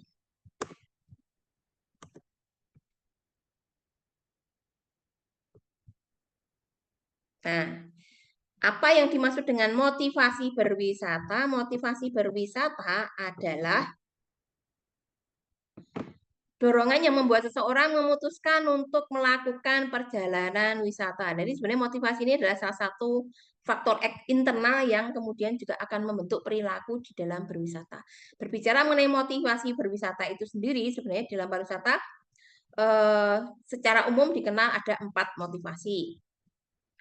Motivasi fisik, motivasi budaya, motivasi sosial, kemudian ada motivasi prestis. Nah, tetapi dalam perkembangannya kemudian 4 itu kemudian masih dibagi-bagi lagi atau diuraikan ke dalam beberapa sub-sub motivasi. Nah, apa saja? Yang pertama mengenai jenis-jenis motivasi berwisata. Jadi yang motivasi fisik. Nah, motivasi fisik ini adalah ketika wisatawan termotivasi untuk berlibur, untuk beristirahat dari rutinitas sehari-hari, serta melepaskan diri dari rutinitas atau stres pekerjaan dan kehidupan. Jadi tujuan dia berwisata atau motivasi dia berwisata itu adalah, kalau istilah sekarang namanya healing. Nah, caranya healing adalah dengan melakukan aktivitas fisik biar mendapatkan kesegaran jasmani dan rohani. Jadi berwisatanya tidak hanya sekedar melihat-lihat, tetapi juga melakukan aktivitas fisik. Makanya disebut dengan motivasi fisik. Nah, di dalam motivasi fisik ini, wisatawan dapat melakukan berbagai aktivitas atau perjalanan wisata yang melibatkan aktivitas fisik. Bisa berupa hiking, yoga, spa, bersepeda, diving, hiking, dan sebagainya. Jadi, kegiatan-kegiatan wisata itu melibatkan aktivitas fisik, karena menurut mereka dengan melakukan aktivitas fisik itu mereka akan mendapatkan refreshment kembali atau bisa mendapatkan kesegaran kembali, baik secara jasmani dan rohani setelah sebelumnya mungkin penat dengan rutinitas sehari-hari, bekerja dari pagi sampai malam, dari Senin sampai Minggu, nggak ada liburnya misalnya, sehingga perlu refreshing atau healing. Nah, jadi motivasi fisik. Jadi biasanya ada aktivitas-aktivitas yang melibatkan kegiatan fisik di dalam aktivitas wisata mereka. Bisa bersepeda, yoga. Nah, kalau kalian perhatikan beberapa event itu sebenarnya juga bagian dari ada maraton, ada beberapa event olahraga itu sebenarnya juga biasanya event olahraga itu juga nanti kan dikaitkan dengan kegiatan pariwisata juga. Kayak misalnya Tour de Singkarak yang ada di Sumatera. Itu merupakan salah satu event bersepeda secara internasional yang sudah diselenggarakan kalau nggak salah tahun 2008 atau 2009. Jadi sudah cukup lama. Nah, itu sebenarnya Tour de Singkarak ini juga adalah salah satu event atau kegiatan yang bisa dikatakan mungkin peserta yang mengikuti event Tour de Singkarak ini adalah motivasi fisik karena mereka ingin mengikuti event tersebut. Tour de Singkarak itu adalah kayak semacam tur bersepeda menggunakan sepeda di kawasan wilayah Sumatera sekaligus sebagai bagian untuk mempromosikan wisata yang ada di sana. Jadi di rute-rute yang dilewati dalam jalur sepeda itu nanti mereka akan melewati beberapa rute atau jalur wisata. Nah, jadi bisa dikatakan peserta yang mengikuti tur de Singkarak itu juga bisa jadi motivasi dia mengikuti kegiatan tersebut adalah motivasi fisik, berwisata sekaligus berolahraga misalnya. Seperti itu. Ada aktivitas fisik yang dilakukan dalam kegiatan wisata mereka. Kalau di foto yang saya tampilkan ini mungkin ada yang tahu atau ada yang pernah ikut atau ada yang familiar, ada yang tahu ini foto yang saya tampilkan di sini yang di motivasi fisik ini? Fotonya siapa? Ada yang tahu? Yang rumahnya Kulon Progo tahu nggak ini? Di mana? Ini di Kulon Progo loh ini. Di kelas B ini ada yang dari Kulon Progo? Ini ada di daerah Sentolo. Nah, ini merupakan salah satu aktivitas yang dilakukan oleh Towil Fit atau kegiatan bersepeda mengelilingi kampung yang diselenggarakan oleh Mas Towil. Mas Towil itu tour operatornya. Ini Mas Towilnya tuh yang ini. Nah, ini yang pakai kaos biru nih. Nah, ini adalah Mas Towil orang Sentolo. Jadi Mas Towil ini adalah salah satu pemilik atau tour operator yang menawarkan paket berwisata keliling desa sambil naik sepeda. Sepeda yang digunakan adalah sepeda kuno. Kalau namanya sepeda ontel, nah, sebenarnya ukurannya masih sangat besar sekali. Cocok untuk orang-orang bule. Dan memang segmen utama dari Towil Fit ini adalah kebanyakan adalah orang-orang asing atau wisatawan mancanegara. Jadi wisatawan yang membeli paket wisata ini akan diajak untuk berkeliling desa menggunakan sepeda, tetapi tidak hanya sebatas berkeliling dengan menggunakan sepeda, tapi nanti di dalam kegiatan turnya ini wisatawan akan diajak untuk singgah ke beberapa tempat untuk berinteraksi dengan masyarakat lokal dan mengenal berbagai UMKM yang ada di sana. Ya, contohnya seperti itu. Oke, itu motivasi fisik. Kemudian motivasi budaya. Nah, motivasi budaya sesuai dengan namanya adalah motivasi untuk belajar mengenai sejarah, budaya, dan tradisi di suatu tempat. Dengan mengunjungi museum, situs bersejarah, melihat festival budaya, atau mencicipi kuliner khas yang ada di suatu daerah itu disebut dengan motivasi budaya. Lalu ada motivasi sosial. Nah, kalau motivasi sosial itu ya berkaitan dengan interaksi sosial. Di mana di dalam motivasi sosial ini, interaksi sosial itu dilakukan untuk atau karena ada keinginan untuk bertemu dengan orang-orang baru, mencari relasi, menjalin relasi dengan orang-orang baru, atau menghabiskan waktu bersama dengan teman atau keluarga di tempat wisata. Jadi motivasi sosial sendiri itu dibagi menjadi dua kategori, dua jenis. Jadi kalau kita berbicara mengenai motivasi sosial,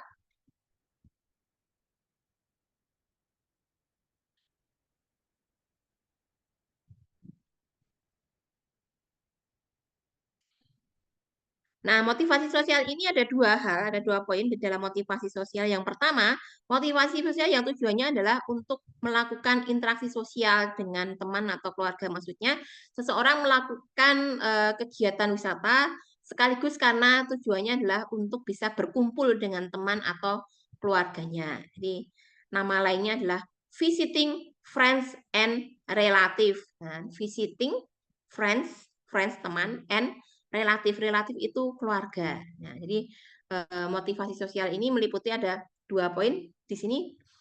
Visiting friends and relatives, jadi orang melakukan perjalanan wisata atau aktivitas wisata sekaligus sebagai sarana untuk berkumpul atau menghabiskan waktu bersama dengan teman dan keluarganya. Sehingga itu yang menjadi motivasi dia berwisata. Contoh visiting friends and relative ini kalau di Indonesia ada yang bisa memberikan contoh? Bertemu, dia melakukan perjalanan wisata untuk bertemu atau berkumpul kembali dengan keluarga dan teman-temannya. Mudik, Bu. Mudik ya, mudik, betul. Mudik itu adalah salah satu contoh dari motivasi visiting friends and relative di dalam motivasi sosial. Biasanya kalau di Indonesia itu adalah setiap tahun saat menjelang Lebaran itu masyarakat yang tinggal di perantauan akan kembali ke kampung halamannya supaya bisa berkumpul dengan keluarganya. Mudik. Nah, budaya mudik itu sebenarnya adalah bagian dari motivasi sosial tadi, visiting friends and relative. Nah, lalu yang kedua, motivasi sosial juga berhubungan dengan prestis atau status sosial. Nah, selain ingin berinteraksi sosial, maka motivasi sosial ini juga berhubungan dengan prestis dan status sosial, di mana wisatawan termotivasi untuk mengunjungi tempat-tempat yang dianggap eksklusif atau populer supaya dapat meningkatkan status sosial mereka di mata orang lain atau di lingkungan di sekitarnya. Jadi ada prestis tersendiri jika dia berhasil atau bisa mengunjungi tempat-tempat wisata atau tempat-tempat yang dianggap eksklusif yang mungkin belum semua orang berkesempatan untuk datang ke sana. Contohnya apa? Ada yang tahu? Naik Orang haji, berwisata Bu. karena gimana? Naik Gimana, haji, Bian? Bu. Haji, Naik haji. ya, haji atau umroh itu adalah salah satu contoh dari motivasi prestis atau status sosial. Karena kalau di masyarakat kita, biasanya orang yang sudah melaksanakan ibadah haji itu sekembalinya dari sana akan mendapatkan gelar baru Pak Haji dan Bu Hajah, terus kemudian juga biasanya akan dianggap memiliki status sosial yang lebih tinggi di antara masyarakat yang lain. Nah, haji umroh itu dianggap sebagai bagian dari contoh status sosial. Orang mengunjungi tempat-tempat yang dianggap eksklusif atau populer supaya dapat meningkatkan status sosial. Jadi ketika seseorang itu sudah bisa menunaikan ibadah haji itu biasanya setelah kembali dari sana akan mendapatkan gelar baru. Bahkan kalau di Indonesia sendiri berangkat pulangnya saja dijemput sama satu orang kampung, ya kan? Kalau ibadah haji di beberapa tempat bahkan masih ada budaya mengantar dan menjemput orang yang mau melaksanakan ibadah haji. Meskipun mungkin di beberapa tempat saat ini mungkin sudah nggak seramai dulu, tapi di beberapa tempat yang lain itu masih modelnya kayak kalau ada di satu desa itu ada atau di kampung itu ada yang mau naik haji, biasanya nanti ada kayak si entah itu pengajian atau makan-makan kayak semacam syukuran ya gitu sebelum kemudian nanti diantar secara beramai-ramai dengan beberapa rombongan bus menuju keberangkatan haji, terus kemudian nanti waktu pulang pun ada penjemputan. Nah, terus nanti pas di rumahnya pun masih ada kegiatan semacam menjamu tetangga-tetangganya sebagai bentuk rasa syukur karena dia sudah melaksanakan ibadah haji. Nah, contohnya memang seperti itu. Jadi contoh motivasi prestis atau status sosial itu adalah ibadah haji karena bagi masyarakat Indonesia, sebagian besar masyarakat Indonesia, haji itu adalah menjadi salah satu prestis tersendiri di kalangan masyarakat. Orang yang sudah menunaikan ibadah haji akan dianggap memiliki status sosial yang lebih tinggi. Nah, atau contoh yang lain itu selain haji, misalnya kayak yang di foto ini, misalnya seseorang itu liburan ke Paris, melakukan kunjungan berwisata ke Paris, kemudian dia selfie di dekat Menara Eiffel, di depannya Menara Eiffel. Nah, kemudian habis itu dia belanja barang-barang branded di sana kan. Kalau di Paris itu kan dikenal sebagai salah satu kota fashion. Di sana juga banyak bagi yang senang shopping barang-barang branded. Nah, di sana dengan mudah dapat ditemukan, tinggal pilih. Nah, mungkin habis berfoto di Menara Eiffel, kemudian dia belanja-belanja barang-barang branded, ya kan? Terus diposting di sosial medianya mereka, nah dapat likes yang banyak. Nah, itu juga salah satu contoh status motivasi status sosial atau prestis selain ibadah haji. Jadi itu. Jadi orang melakukan kunjungan wisata atau melakukan aktivitas wisata supaya mendapatkan pengakuan atau dianggap eksklusif karena belum semua atau tidak semua orang berkesempatan untuk melakukan apa yang dia lakukan. Seperti itu. Lalu ada yang keempat namanya motivasi psikologis. Nah, kalau motivasi psikologis itu adalah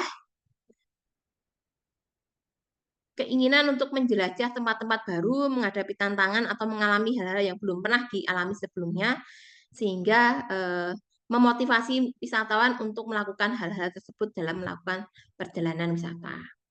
Motivasi psikologis ini ya tujuannya adalah berpetualangan, mendapatkan pengalaman yang bermakna. Biasanya di dalam motivasi psikologis ini, wisatawan cenderung mengeksplor suatu kawasan atau suatu destinasi wisata secara lebih mendalam.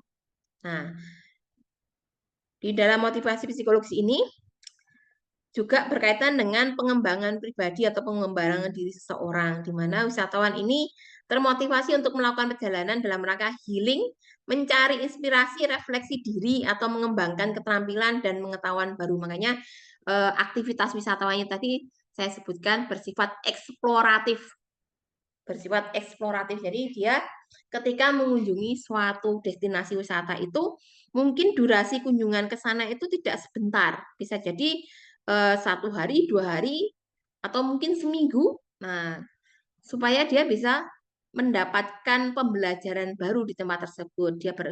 Dia berkesempatan untuk bertemu dan mengenal budaya-budaya dan orang-orang baru, berinteraksi dengan mereka, mencari relasi baru, belajar mendapatkan pembelajaran yang baru tentang kehidupan dan kebudayaan dari suatu tempat. Nah, jadi sifat kunjungan atau aktivitas wisatanya itu lebih bersifat eksploratif. Nah, ini kalau masuk kategori tipikal wisatawan tadi, kalau Stanley Block berarti dia masuknya yang alosentris dan midsentris. Atau kalau si Cohen tadi ada drifter, kemudian ada wanderlust, ada istilah lagi namanya wanderlust. Nah, wanderlust itu adalah tipikal wisatawan yang mengeksplor tempat wisata itu atau suatu destinasi wisata itu secara lebih mendalam. Kalau istilah sekarang itu ada namanya, kalian pernah dengar slow tourism? Pernah dengar slow tourism?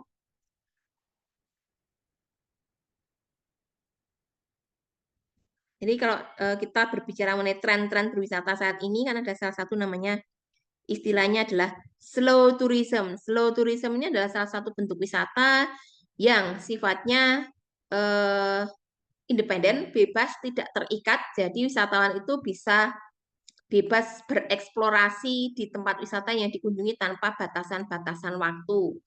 Jadi bisa saja, misalnya biasanya kalau kita kan kalau misalnya kalian ikut studi tour sekolah atau mungkin pernah ikut perjalanan wisata dengan biro perjalanan wisata yang rombongan itu kan biasanya dalam 1 hari ditargetkan akan mengunjungi misalnya 1 hari itu nanti targetnya akan mengunjungi 4 objek wisata. Nah, terus besoknya harus 4 objek wisata lagi yang akan dikunjungi. Jadi total selama 2 hari akan mengunjungi 8 objek wisata. Nah, kalau konsepnya organized mass tourism kan seperti itu. Tapi kalau dalam slow tourism itu sebaliknya. Jadi dalam 1 hari bisa saja dia hanya mengeksplor satu tempat tapi lebih mendalam.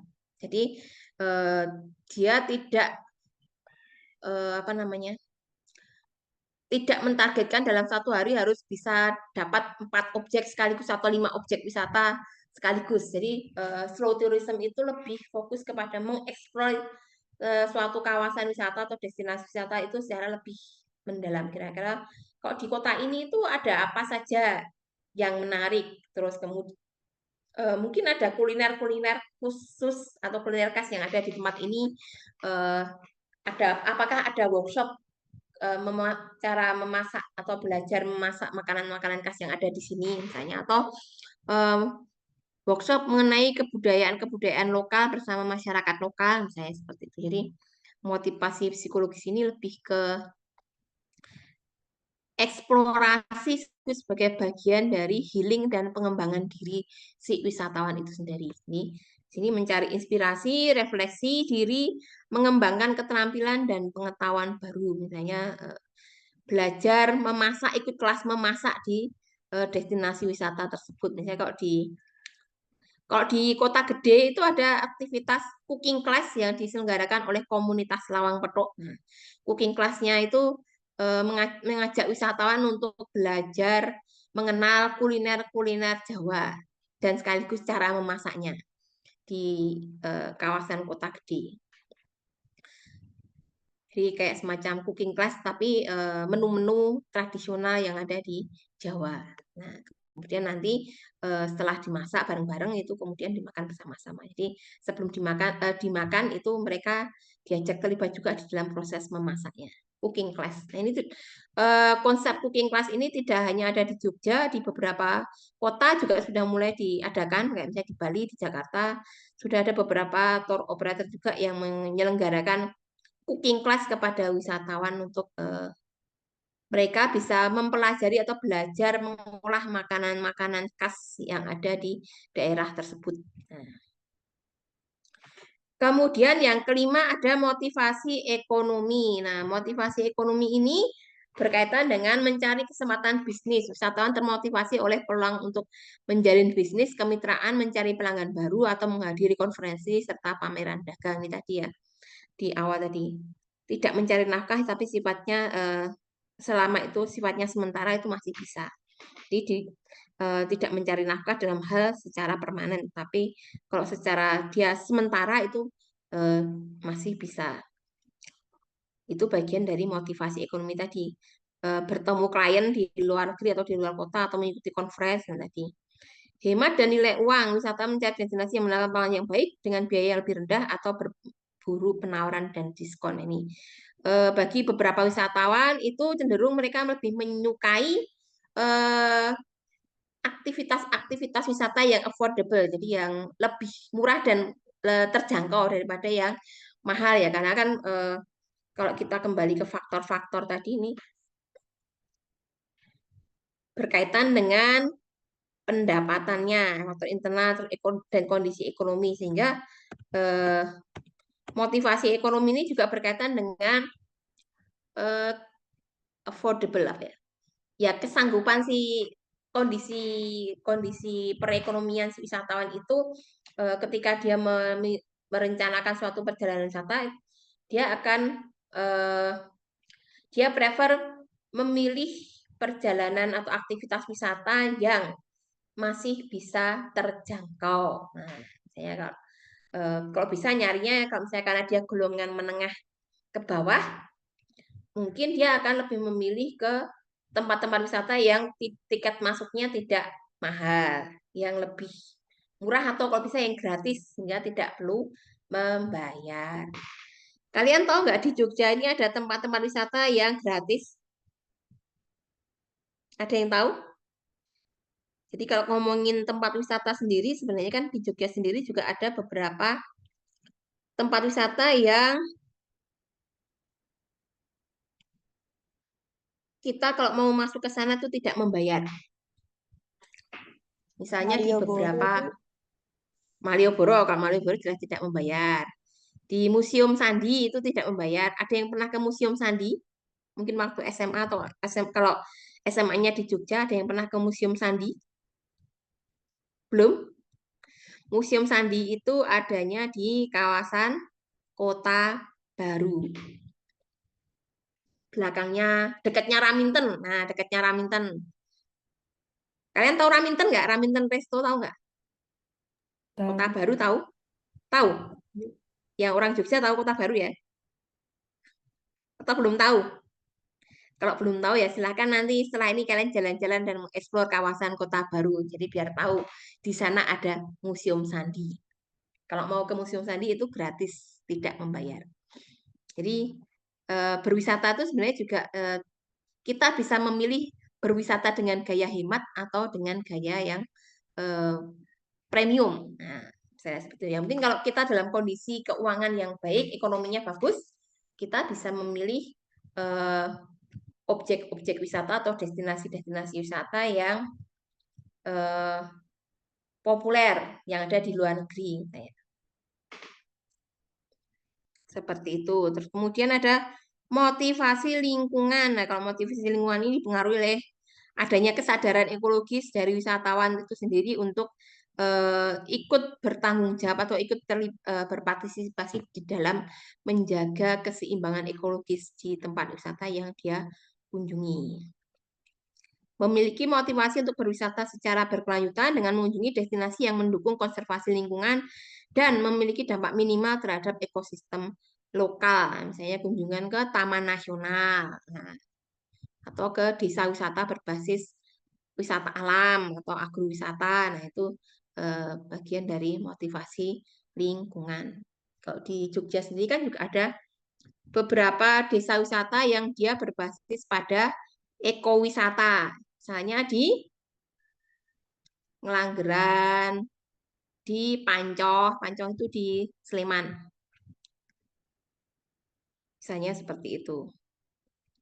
Kemudian yang ketujuh itu ada motivasi spiritual. Nah, berkaitan dengan ziarah. Ini sudah haji.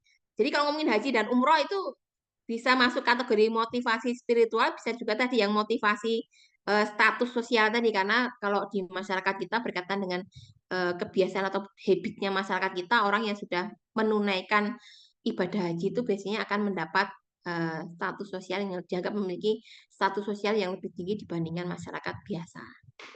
Nah, jadi haji itu bisa masuk tadi motivasi status sosial atau prestis, bisa juga masuk kategori motivasi spiritual. Jadi melakukan ziarah, termotivasi untuk mengunjungi tempat-tempat suci yang penting bagi keyakinan mereka. Kalau Islam ya ke Mekah, Madinah. Kalau yang Nasrani mungkin ke Vatikan atau ke Yerusalem, ya kan?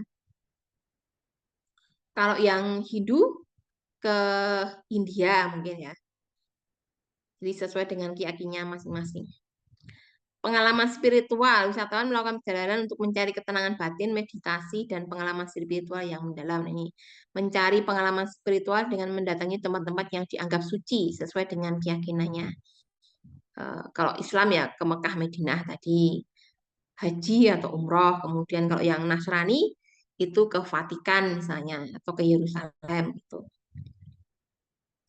Ya, jadi kalau kita berbicara mengenai sosial budaya, aspek sosial budaya di dalam perilaku berwisata ini, selain faktor internal dan eksternal tadi, latar belakang budaya seseorang itu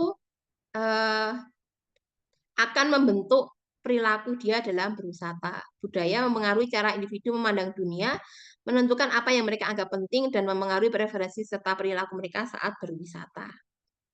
Bagaimanakah latar belakang budaya itu akan membentuk perilaku berwisata?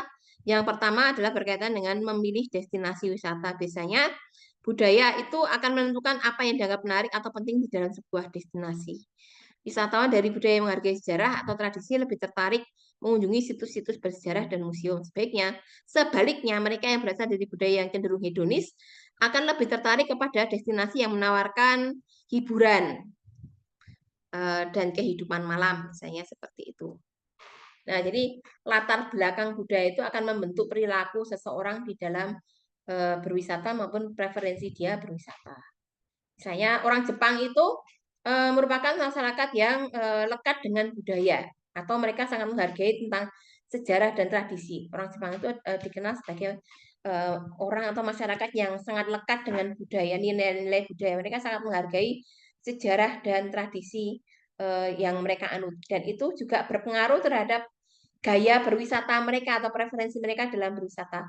Sebagian besar, wisatawan-wisatawan Jepang itu kalau misalnya dia ke Indonesia biasanya mereka lebih tertarik mengunjungi tempat-tempat yang berhubungan dengan wisata budaya daripada yang wisata alam. Nah, karena memang pengaruh dari faktor budaya mereka yang cenderung menghargai sejarah dan nilai-nilai tradisi, sehingga ketika mereka berwisata pun ke luar negeri pun mereka tetap akan lebih mencari atau memilih tempat-tempat wisata yang berhubungan dengan sejarah dan budaya.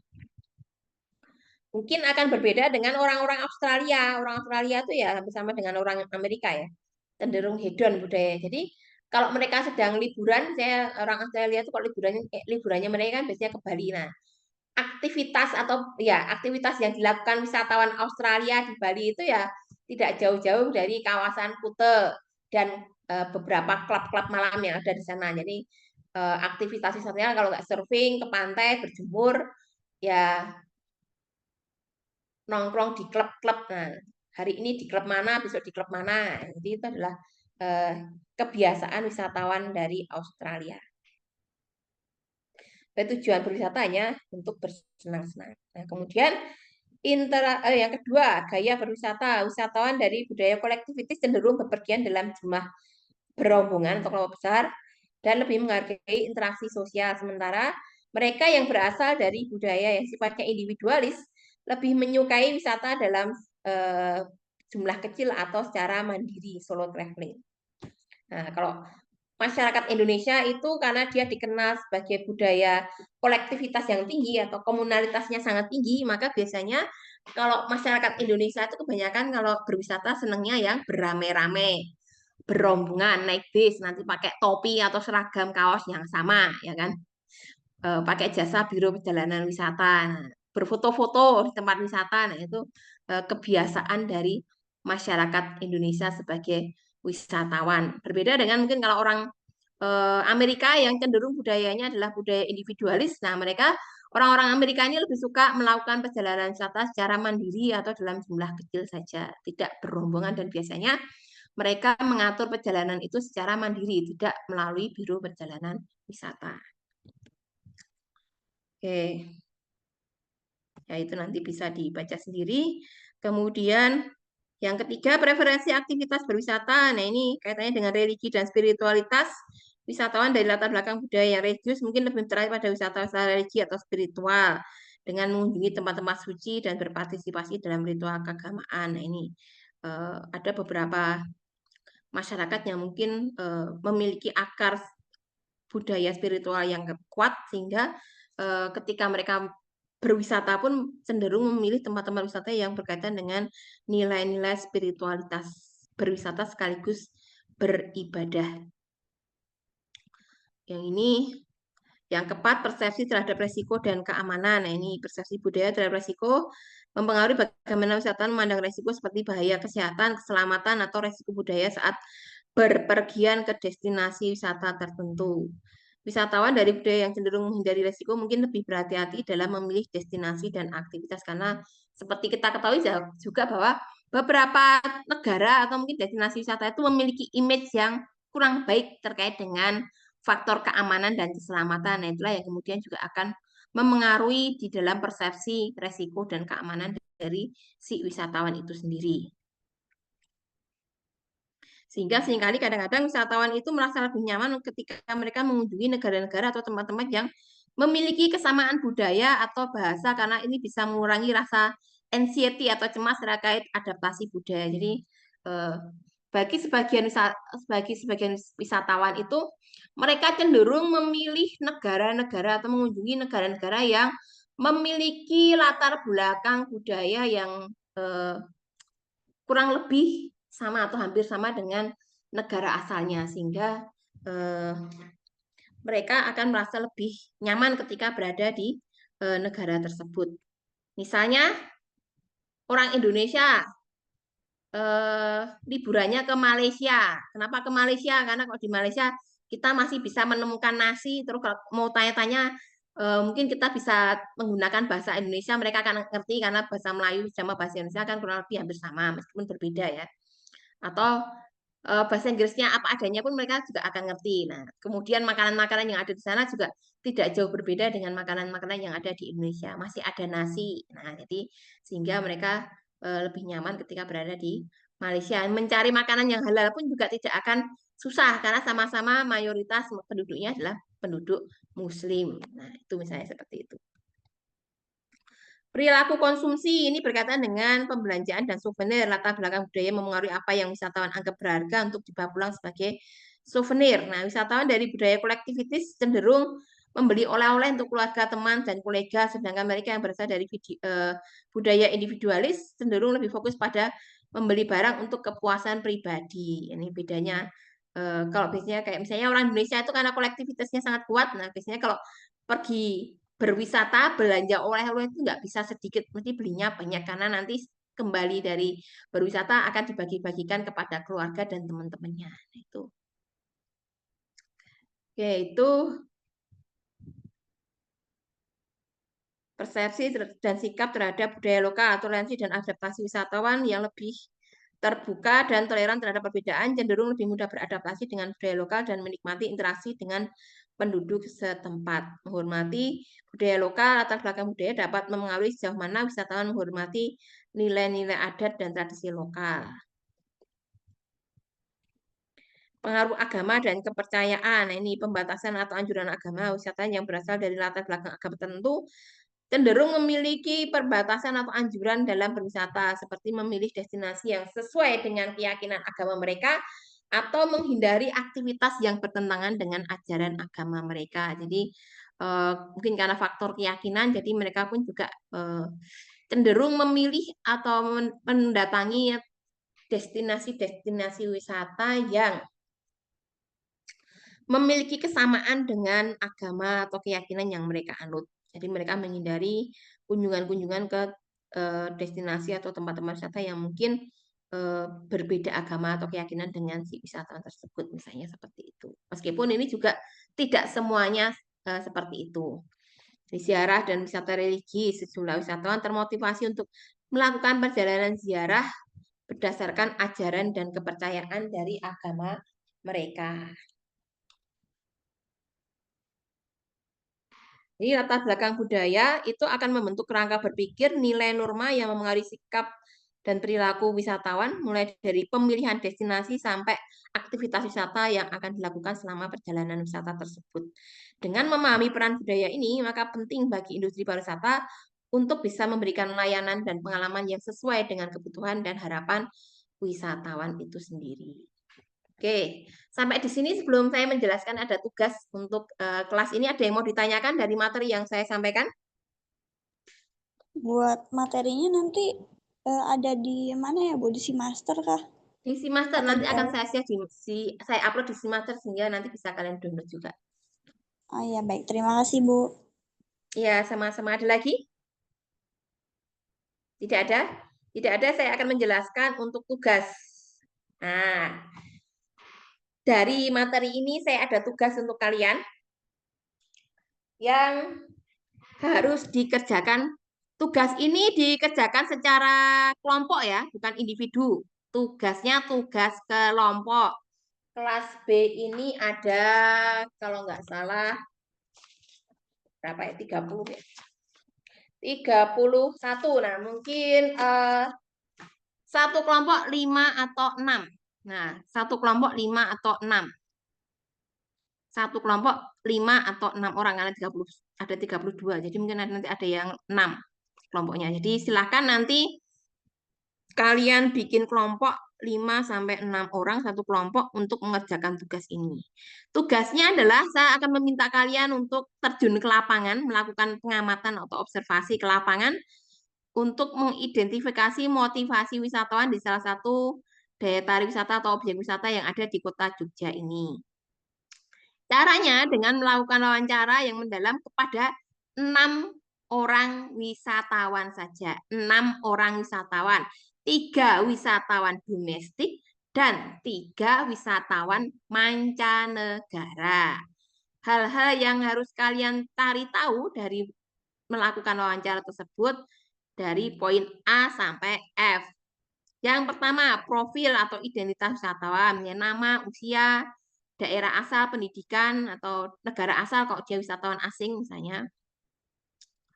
Kemudian tujuan dia berwisata atau mengunjungi objek wisata itu apa, atau tujuan dia datang ke Jogja ini apa.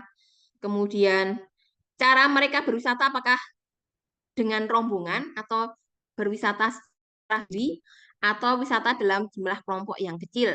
Nah, cara berwisatanya seperti itu. Terus kemudian moda transportasinya apa yang digunakan. Itu cara berwisata. Kemudian hal menarik apa yang dia dapatkan selama berwisata di Jogja. Nah, pengalaman apa atau hal-hal menarik apa yang menurut dia bisa dia dapatkan ketika dia sedang berwisata di Jogja. Aktivitas apa yang dilakukan saat berada di tempat wisata. Nah, aktivitas ini bisa bermacam-macam. Mungkin belanja, foto-foto, ikut belajar membatik atau belajar memasak dan sebagainya. Nah, itu bisa bermacam-macam aktivitas yang dilakukan. Atau kemudian yang F, keenam, ekspektasi wisatawan saat mengunjungi objek wisata ini apakah sesuai dengan ekspektasi dia ketika dia sudah melakukan kunjungan ke tempat wisata itu. Mungkin kan sebelumnya dia hanya melihat tempat wisata itu dari media atau mungkin dari media sosial. Nah, ketika dia berhasil mengunjungi secara langsung ke tempat wisata itu, apakah itu sudah sesuai dengan ekspektasinya dia atau belum? Misalnya, apakah kalau sesuai berarti kan dia akan merasa puas. Oh, ternyata memang sesuai dengan apa yang saya baca dari berbagai sumber informasi yang saya dapatkan. Atau bahkan mungkin lebih dari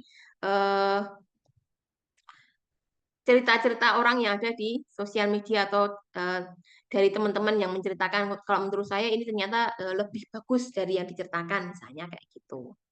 Jadi ekspektasi saat mengunjungi objek wisata itu apa? Jadi ada 1, 2, 3, 6 ya, 6 poin pertanyaan yang silahkan itu nanti kalian tanyakan saat wawancara dengan wisatawan. Ingat wisatawannya ada 6, 3 wisatawan domestik dan 3 wisatawan mancanegara. Nah, kemudian hasil observasi tadi, hasil observasi dan wawancara dipresentasikan di kelas dalam bentuk PPT dengan sistematika sebagai berikut. Yang pertama tentu saja cover, berisi judul dan nama-nama anggota kelompok lengkap dengan nama lengkap dan NIM. Kemudian profil singkat objek wisata yang dipilih untuk survei dan kenapa memilih objek wisata tersebut untuk lokasi survei. Kemudian hasil wawancara dengan wisatawan tadi yang 6 pertanyaan tadi, 6 poin pertanyaan tadi.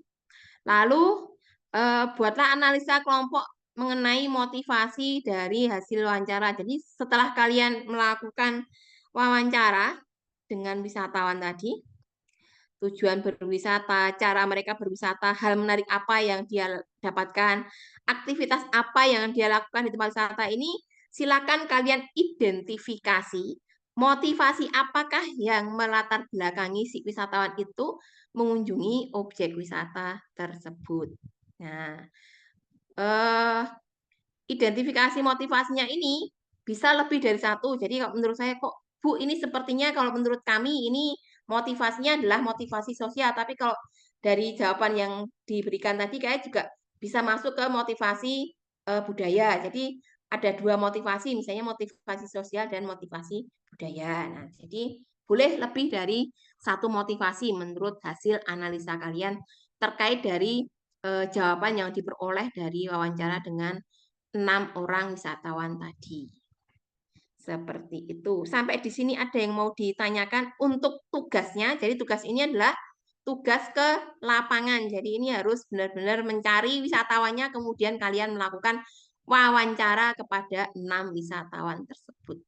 Dan jangan lupa nanti di dalam presentasi kalian cantumkan dokumentasi dari kegiatan wawancara yang telah kalian lakukan. Misalnya kalian wawancara dengan si wisatawan itu ya ada fotonya, foto bareng dengan si wisatawan yang menjadi narasumbernya. Seperti itu. Sampai di sini sudah jelas atau masih ada yang belum jelas mau ditanyakan terkait dengan tugasnya? Sekali lagi, tugas ini dikerjakan secara kelompok antara 5 atau 6 orang per kelompok. Karena di kelas ini ada 31 ya, Brian. Silakan Brian mau tanya apa? Untuk tenggat waktunya kapan ya, Oke. Ibu? Maaf. Untuk tenggat waktunya, nah ini karena kalian juga masih online ya, saya beri waktu 2 minggu. 2 minggu, waktunya 2 minggu. Jadi ini presentasinya bukan minggu depan, tapi minggu depannya lagi. Begitu ya. Saya rasa sudah lebih dari cukup. Nah, kenapa saya beri 2 minggu? Karena kan minggu ini kalian mungkin ada yang pulang ke rumah kan, ya kan, karena situasi juga masih belum tahu seperti apa, tapi semoga sih sudah semakin kondusif ya. Saya lihat sudah semakin baik, kondisinya sudah semakin aman. Jadi harusnya minggu depan sudah normal kembali perkuliahan.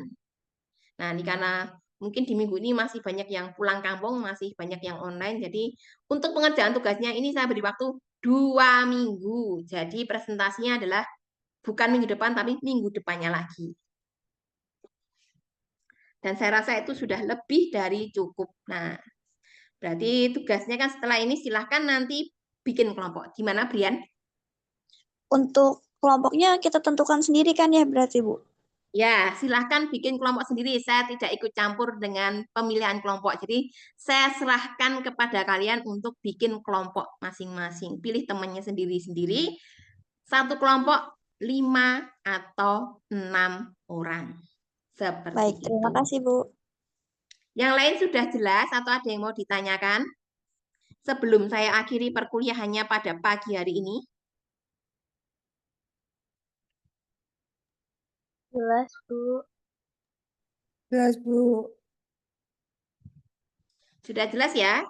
Ya, kalau sudah jelas, nanti untuk materi akan saya upload di Simaster, jadi nanti biar kalian bisa akses. Jadi tugasnya kalian adalah setelah ini bikin kelompok, setelah itu kemudian nanti, atau mungkin minggu depan, silahkan bisa kalian melakukan observasi ke lapangan sesuai dengan pertanyaan yang tadi sudah disiapkan dalam tugas tadi. Ya, saya rasa itu yang bisa saya sampaikan kepada kalian pada pagi hari ini. Terima kasih atas kehadiran kalian pada pagi hari ini. Kita lanjutkan lagi pertemuan kita di minggu depan. Semoga pertemuan kita meskipun secara online tetapi bisa memberikan manfaat bagi kalian semua. Oke, tetap semangat dan jaga kesehatan. Terima kasih semuanya. Selamat pagi. Terima kasih, Bu. Terima kasih, Bu. Ya, sama-sama. Saya izin Terima lab kasih, ya. Bu.